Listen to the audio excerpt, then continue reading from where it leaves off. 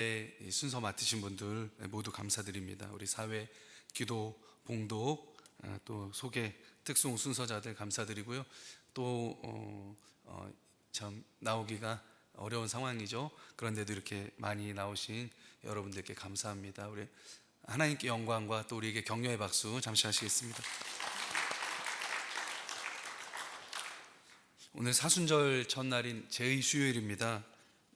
사순절은 부활절 전까지 주일을 제외한 이 40일 동안의 기간을 얘기합니다. 그래서 이 40일간 전통적으로 교회가 금식과 또 특별한 기도, 경건의 훈련을 하는 그러한 기간으로 삼았습니다.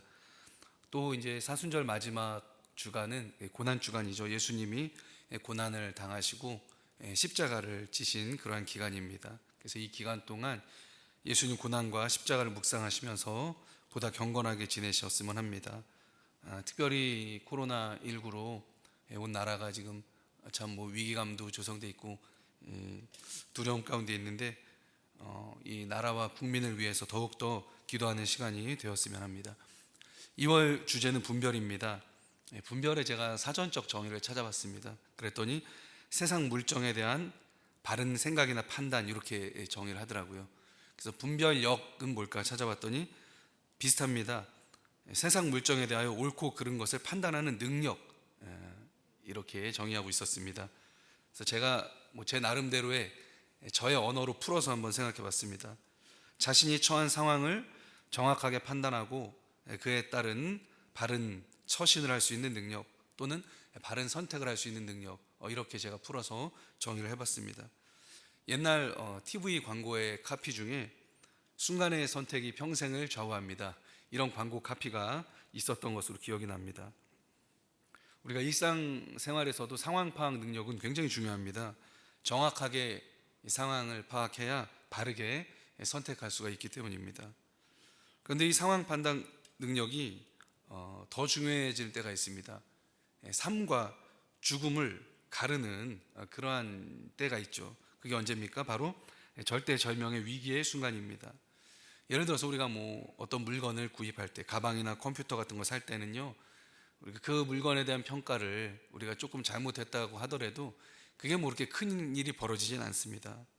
하지만 위기의 순간에는 어떻게 상황 판단을 했느냐에 따라서 생과 사가 갈릴 수가 있습니다. 예를 들어서 요새 같은 시기에는 서로가 굉장히 조심해야 됩니다. 각자의 몸 상태와 또 위생과 전염에 대한 상황 판단을 정확하게 해야 됩니다. 그래서 적절한 조치를 취하는 것이 우리들의 건강을 지키는 일일 것입니다. 오늘 말씀은 자기가 처한 상황에 따라서 대처하는 서로 다른 모델, 4명의 모델을 보여줍니다. 그래서 이 4명을 살펴보면 진정한 이 분별의 지혜가 무엇인가 하는 것을 깨달을 수가 있습니다. 오늘 말씀을 통해서 분별의 지혜 얻으시기를 먼저 주님의 이름으로 축원드립니다. 다윗이요, 왕 되기 전에요, 사울 왕의 눈을 피해 다녔습니다. 그때 온갖 어려움을 당하고 또 사울 왕으로부터 다윗과 비슷하게 미움을 받는 사람들이요, 이 다윗한테로 모여들었습니다. 그 모여들인 사람 중에 용사만, 그러니까 용사라고 하면 이제 싸움을 잘하는 사람이죠. 칼을 잘 쓰는 용사만 600명이었다고 합니다. 그러니까 그 용사의 그 아내들과 자녀들, 또 일반 사람들까지 하면은 굉장히 많은 집단이 다윗한테로 이렇게 모여들었다 하는 것을 알 수가 있습니다.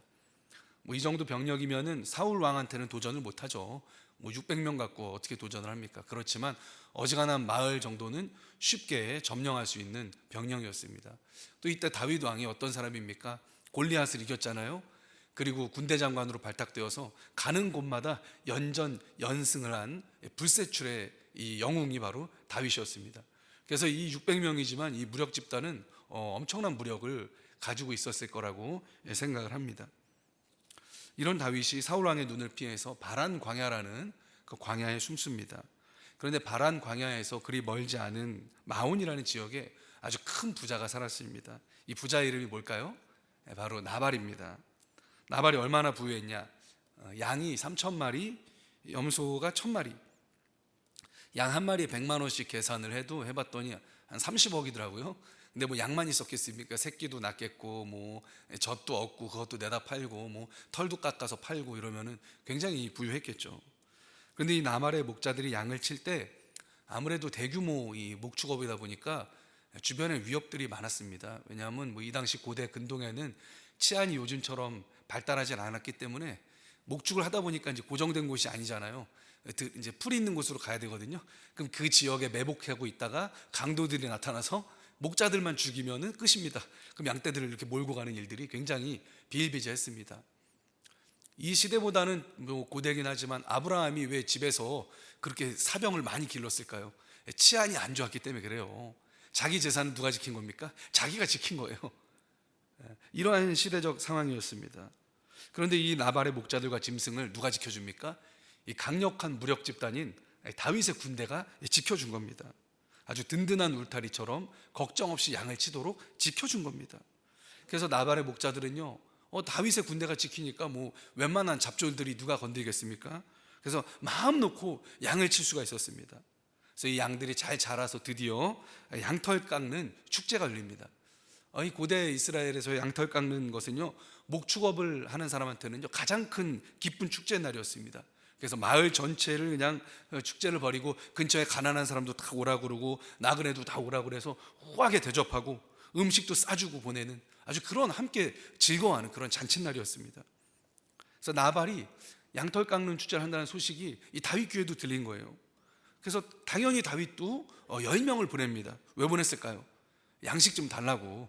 그래도 도망자 신세였으니까 먹을 게 궁하잖아요. 또 평소에 이렇게 다윗의 군대가 나발의 양떼들을 보호해 줬기 때문에 보내면 아주 융숭하게 뭔가 좀 대접을 해오겠구나 이렇게 기대를 하고 보냈을 것입니다. 근데 이제 이렇게 생각해봐요. 다윗이 이렇게 얘기할 수도 있었어요. 우리가 평소에 나발 당신의 재산을 보호해 줬으니까 우리가 경호해 준 몫을 우리한테 달라, 이렇게 좀 얘기할 수도 있지만 다윗은 그렇게 얘기하지 않았습니다. 아주 공손하고 겸손하게 얘기합니다. 오늘 말씀엔 있는데 제가 나름대로 한번 번역을 해보면, 나발 사장님, 당신 사업과 가정의 평강을 기원합니다. 당신이 갈멜에 있을 때에 나는 당신의 울타리가 되었습니다. 도적도 막아주었고 하나도 강탈하지 않았고 보호자가 되었습니다.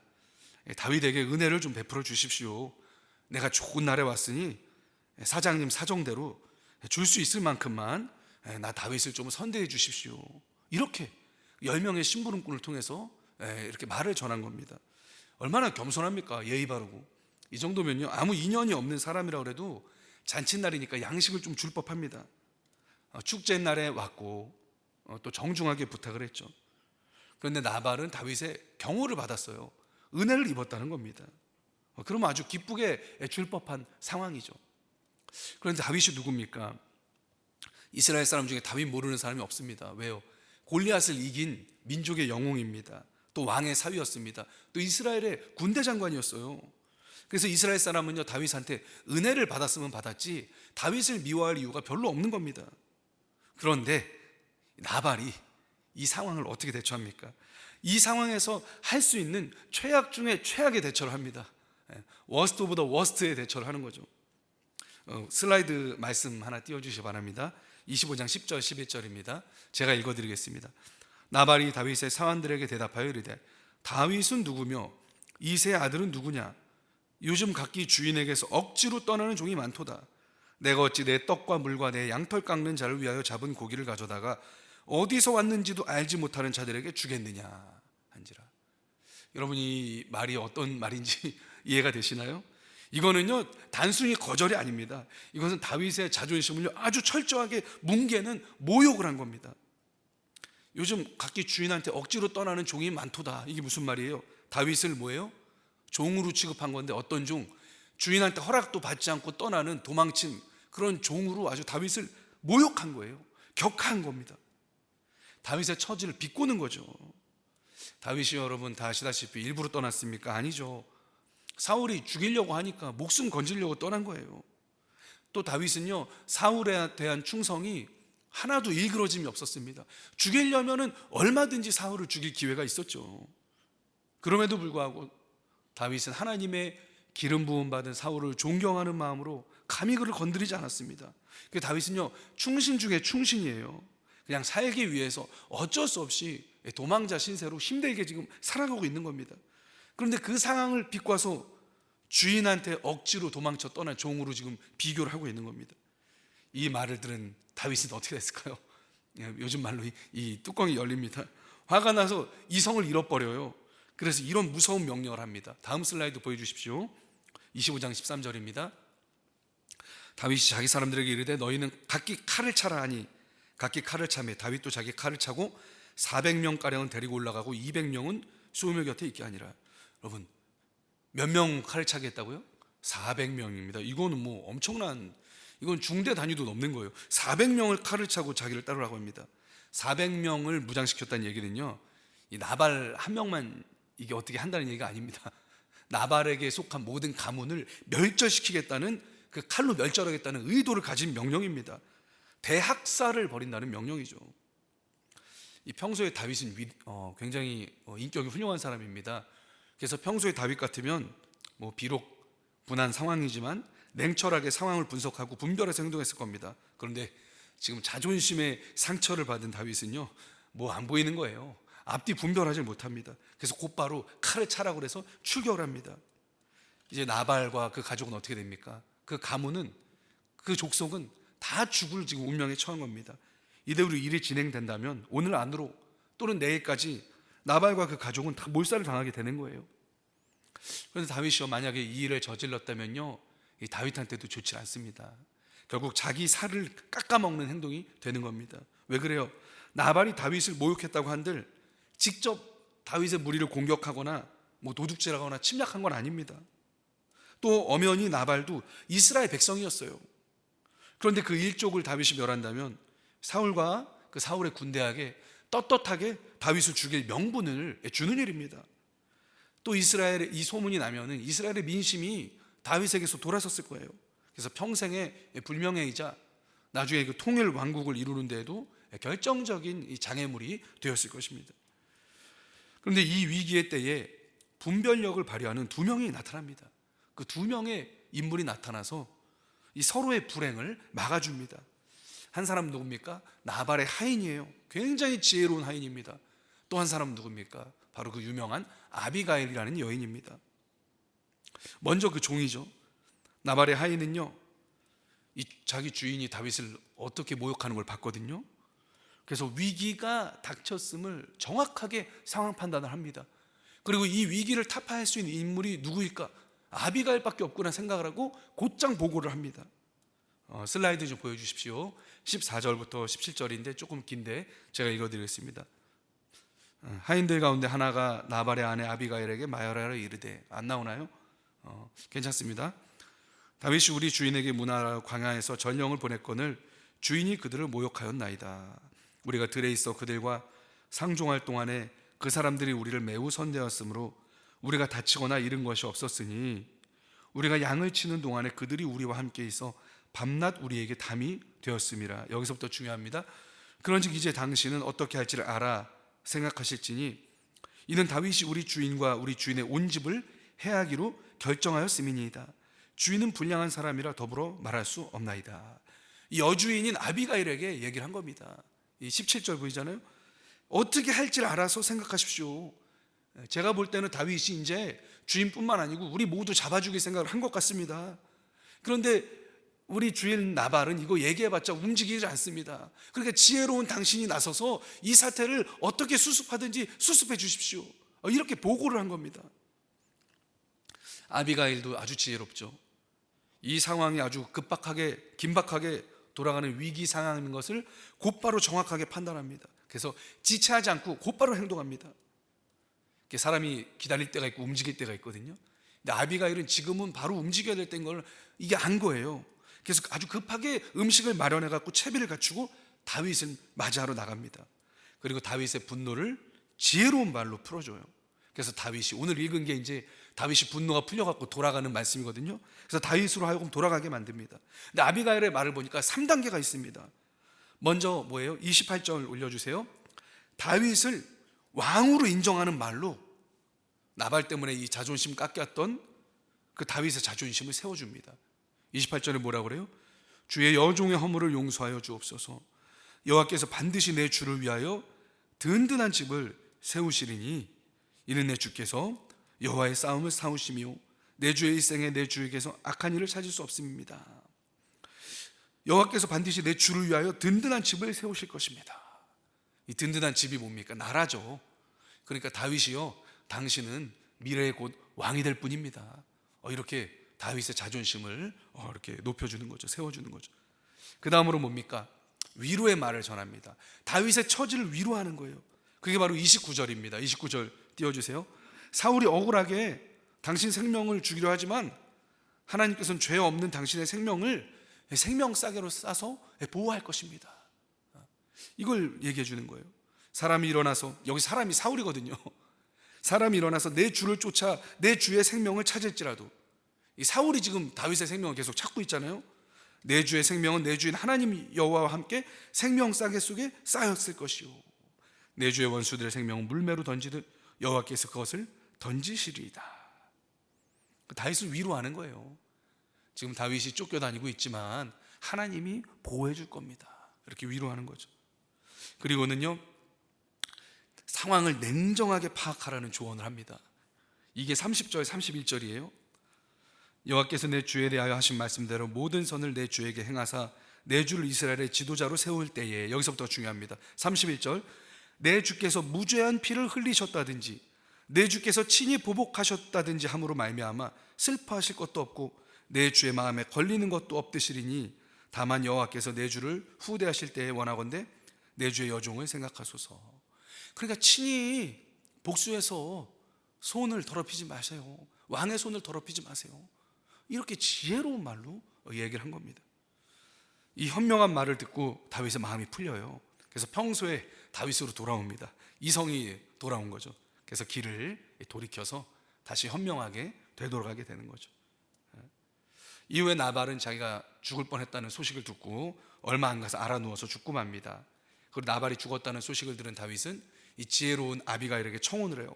아비가일은 지체 없이 받아들이고 다윗에게 달려갑니다. 이게 바로 오늘 우리가 읽은 사무엘상 25장에 걸쳐 있는 대략적인 이 말씀의 스토리입니다. 이 스토리에서 4명의 핵심 인물이 등장하죠. 먼저 나발이죠. 나발이 누굽니까? 나발은요, 상황 판단이 없어서 죽음을 자초하는 사람을 뜻합니다. 이 사람의 첫 번째 미련한 건 뭐예요? 은혜가 은혜인 줄 모르는 거예요. 감사해야 될 대상에 감사를 돌리지 않은 겁니다. 은혜는 뭡니까? 광야의 도적대들을 맞고 들짐승도부터 자기 양떼를 지켜주었던 게 뭡니까? 다윗이에요. 근데 은혜로 모른 거예요. 자기가 잘나서 양떼가 온전한 것으로 착각한 겁니다. 그래서 지켜준 다윗에게 감사하지 않은 거예요. 오히려 감사해야 될 대상에게 망언을 저질러서 다윗을 분노하게 한 것이 바로 이 나발의 미련함이죠.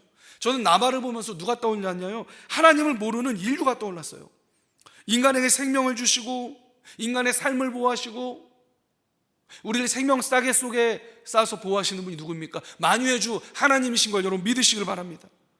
이번에 코로나19 사태만 봐도요, 하나님이 잠시만 보호의 손을 거두어도요, 우리는 어쩔 수 없습니다. 모두 멸망하는 거예요. 뼈저리게 느낄 수 있습니다. 여러분, 우리가 살아가는 것, 이 우주가 기동하는 것 자체가 예수님이 여기를 꼭 잡고 있어서 이 온 세계가 기동하고 우리가 생명력 안에 살아가는 줄 믿으시길 바랍니다. 그런데 우리 인류는 어떻습니까? 하나님이 생명 주시고 은혜 주시고 보호해 주시는데 그걸 몰라요. 마치 자기 힘으로 사는 것처럼 떠들어대고 자기 힘으로 생겨난 것처럼 만물의 주인 행세를 합니다. 그리고 하나님께 감사하지 않습니다. 오히려 하나님을 모욕해요. 하나님을 인정하지 않습니다. 그래서 심판을 자초하는 게 바로 뭐예요? 인류예요. 바로 이 미련한 모습, 나발의 모습이 바로 하나님을 모르는 인간이라는 겁니다. 나발의 두 번째 미련함은 뭡니까? 자기에게 음식을 요청하는 분이 누구인지를 깨닫지 못했다는 데 있습니다. 다윗이 누굽니까? 아비가일이 제대로 봤듯이 장차 통일 왕국의 왕이 될 왕이에요. 진정한 이스라엘의 왕은 다윗입니다. 왕을 알아보지 못한 미련함이 있었다는 거죠. 그래서 다윗의 요청을 미련하게 거절했고 그를 죽음의 위기로 몰고 갔다 말할 수 있습니다. 여러분, 우리를 다스리는 진정 왕이 누굽니까? 예수 그리스도인 줄 믿으시기 바랍니다. 왕이신 예수님께서요, 우리 인간들에게 뭔가를 요청하십니다. 화해를 요청하셔요. 회개를 요청하십니다. 돌이키기를 요청하십니다. 그럴 때 인간들이 어떻게 대응합니까? 사람들은요, 주님을 무시합니다. 하나님이 어디 있어? 예수가 어디 있어? 모욕합니다. 주님께 합당한 영광을 돌리지 않습니다. 그래서 이들에게 남은 건 뭐예요? 하나님의 준엄한 심판이라는 겁니다. 영원한 지옥에 죽음이 남아있다는 거예요. 합당한 영광을 돌리지 않는 사람들에게 남은 건 하나님의 심판입니다. 이게 나발이 시사하는 바입니다. 4인 4색이라고 그랬죠. 두 번째 인물이 누굽니까? 다윗입니다. 다윗은요, 분별에 대해서 여러 가지 깨달음을 줘요. 먼저는 아무리 훌륭한 사람도 아픈 구석을 찔리면 분별력을 순식간에 순간적으로 잃어버린다는 사실이죠. 다윗은요, 굉장히 훌륭한 인격의 소유자입니다. 그런데 그런 다윗도 도망 다니느라 아주 고달픈데 아픈 곳을 찔리니까 살인무별 못하는 거예요. 폭력과 살인을 저지를 뻔한 겁니다. 이것이 뭡니까? 인간의 연약함이에요. 그래서 여러분 모두에게 지켜줘야 될 뭐가 있다? 자존심이 있다는 겁니다. 그 자존심 건드리면 안 돼요. 특별히 여성들도 마찬가지겠지만 남성들은 존중받고 인정받고 존경받고 싶은 욕망이 크거든요. 그래서 여러분 자존심을 서로 잘 챙겨주시길 바랍니다. 특별히 어려운 시기를 보내고 있는 분은요, 그 사람의 아픈 구석을 건드리면 안 됩니다. 그럼 뭐예요? 평생 원수가 되는 거예요.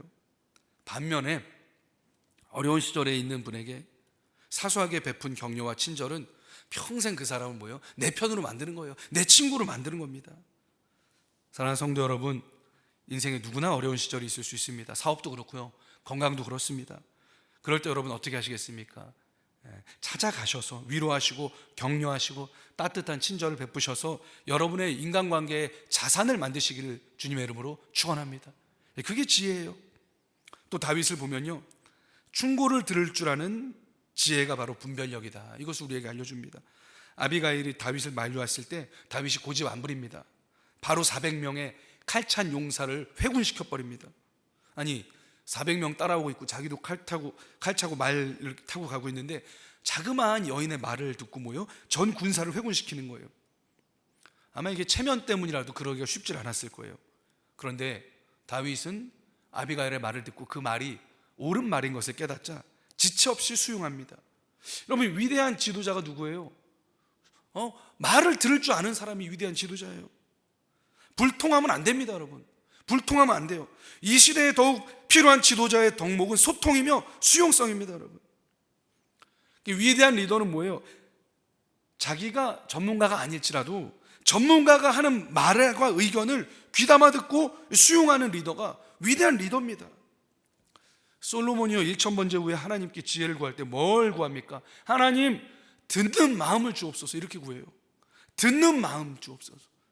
듣는 마음이 곧 뭐예요? 지혜라는 거예요.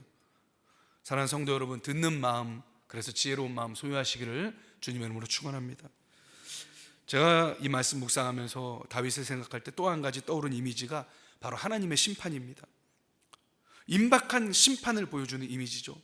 칼을 찬 다윗이 임하면요, 나발은 다 죽는 거예요. 그리스도의 재림이 떠올랐습니다. 하나님께 감사하지도 않고 마땅한 영광을 돌리지도 않는 인류가 맞이하게 될 심판이 있다는 거죠. 그때가 되면은요, 하나님을 무시했던, 하나님께 합당한 영광을 돌리지 않았던 나발은 모두 다 지옥에 가서 멸망당하게 된다는 거예요. 심판은 이미 오고 있다는 겁니다. 시작되었다는 겁니다. 반드시 예정되어 있다는 거죠. 여러분 그 종말을 준비하는 지혜가 있으시기를 축원합니다. 두 번째까지 했습니다. 세 번째 인물 누굴까요? 바로 종입니다. 종, 지혜로운 종. 이 종은 나발 때문에 몰살하게 된 상황을 파악하고 그것을 아비가일에게 알려주는 역할을 합니다. 이 종은 영적으로 볼 때 누굴까요? 선지자입니다. 파수꾼입니다. 하나님의 요청을 받아들이지 않고 무시한 사람들에게 임할 하나님의 심판이 어떤 것인가를 정확히 선포하는 사람이 누굽니까? 그게 선지자예요.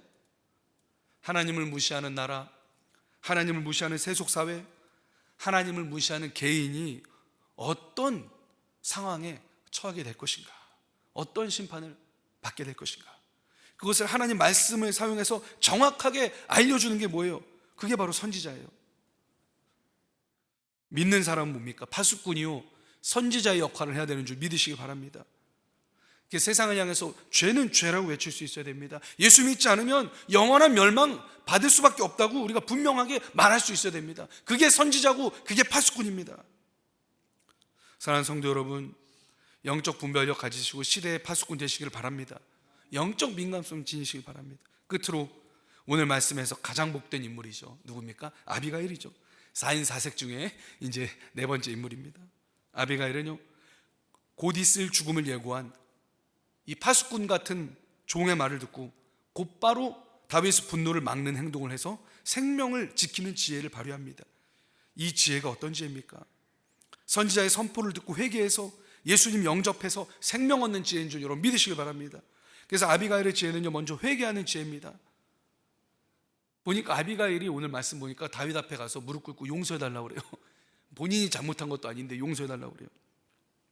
서둘러 다윗한테 가서 머리를 조아리는 거죠. 분노를 풀기 위해서. 죽음을 내릴 수 있는 왕 앞에 무릎 꿇은 거예요. 이 행위가 뭡니까? 회개입니다. 회개. 주님께 돌이켜 회개해야 됩니다. 우리를 심판하실 하나님 앞에 회개해야 됩니다. 사랑하는 성도 여러분, 예수님 의지하여 회개하고 주님 앞에 무릎 꿇은 여러분이야말로 진정한 지혜자인 줄 믿으시기 바랍니다. 여러분이 아비가일이에요. 지금 이 예배당에 나와서 예배드리고 있는 여러분이 아비가일입니다. 예정된 하나님의 그 진노, 하나님을 알지도 못하고 영광 돌려야 되는데 우상과 버러지에 영광 돌리는 그 인류를 향한 그 진노 앞에서 예수님을 통해서 하나님께 나아가 회개한 여러분들이 아비가일이라는 거예요. 여러분, 이 지혜야말로 세상에서 가장 고귀한 지혜인 줄 여러분 믿으시길 바랍니다. 또 이 아비가일의 지혜가 뭡니까? 왕이 누구인가를 분별하는 지혜입니다. 아비가일은 다윗을 이스라엘 왕으로 인정했잖아요. 앞에서 누가 진짜 왕인 줄 알았다는 거예요. 사랑하는 성도 여러분, 여러분의 삶 가운데서 누굴 정말로 왕으로 인정하십니까? 여러분의 진정한 왕은 누구십니까? 여러분, 예수님을 여러분 마음의 왕자의 진정한 왕으로 삼으시기를 주님의 이름으로 축원합니다. 그게 지혜예요. 주님께 최고로 투자 많이 하시기 바랍니다. 그게 진짜 지혜입니다. 예수님께서 이런 말씀하셨죠. 육신만 죽일 수 있는 자들 두려워하지 말고 영혼까지 멸할 수 있는 하나님을 두려워하라. 마땅히 두려워할 대상을 분별하는 지혜죠. 생사여탈권을 가진 권세자가 누군가 분별하라는 거예요. 왕은 빼앗을 수도 있고 줄 수도 있습니다. 여러분, 왕이신 예수님께 나아가 충성하시길 바랍니다. 그게 지혜예요. 세 번째 아비가일의 지혜는요, 즉시 행동한 지혜였다, 이렇게 생각이 됩니다. 아비가일은 머뭇거리지 않았어요. 즉시 행동했습니다. 삶과 죽음의 문제에 있어서는요, 즉시 행동해야 됩니다. 복음은요, 기회 있을 때 받아들여야 돼요. 영원한 생명은 기회가 있을 때 붙잡아야 됩니다. 혹시나 여러분 하나님과 멀어져 있습니까? 즉시 회복하시길 바랍니다. 내일은 우리 것이 아닙니다. 내일이 찾아와야 내 것이 되는 겁니다. 이 시대가 종말의 때죠. 주님이 한 번 오셨고 이제 다시 오실 것만 남은, 구속사에 있어서 재림만 남은 이 시기입니다. 이때 구원을 붙잡아야 된다는 거죠. 마지막으로 아비가일의 지혜는 변화를 받아들인 지혜입니다. 나발이 죽고 나서 아비가일은 다윗의 청혼을 받아들입니다. 이 신분 변화거든요. 일개 목장 주인의 아내에서 이스라엘의 왕비, 장차 통일 왕국의 왕비로 신분 역전이 일어나는 순간이에요. 이게 누굴 얘기해요? 저와 여러분을 얘기하는 거예요. 우리가 주님을 믿고 영접할 때 이제 영광스러운 여러분 주님의 신부가 됨을 믿으시길 바랍니다. 우리 주님 재림하실 때 우리가 주님의 신부가 되는 거예요. 그래서 영적으로 저와 여러분이 아비가일입니다. 우리가 주님의 신부가 되기 때문에요, 더 이상 죄 가운데 이제 살 수가 없습니다. 신분이 변화되기 때문에. 아비가일이 왕의 청혼을 받아들여 왕의 신부가 되었듯이 우리 주님이 우리 마음의 문을 두드릴 때 여러분 주님께 자신을 내어드려서 예수님의 신부 되시기를 주님의 이름으로 축원합니다. 네, 말씀을 맺습니다. 하나님을 떠난 인류는 심판에 자초한 상태입니다. 이제 곧 칼을 찬 다윗과 같은 심판의 주님이 오십니다. 이 종말의 때에 복음을 선포하는 종들의 메시지를 듣고 회개하고 구원자 예수를 붙드는 일이야말로 영원한 죽음에서 자신을 구하는 분별력인 줄 믿으시길 바랍니다. 또 우리 개인의 인생에서도 분별이 요청되는 시기가 찾아옵니다. 나라의 위기, 사회 위기, 교회의 위기, 가정의 위기 앞에서 오늘 말씀에 나온 지혜자들처럼 예수님 앞으로 나아가서 나와 우리 모두를 살리는 지혜로운 여러분들 되시기를 주님의 이름으로 축원합니다.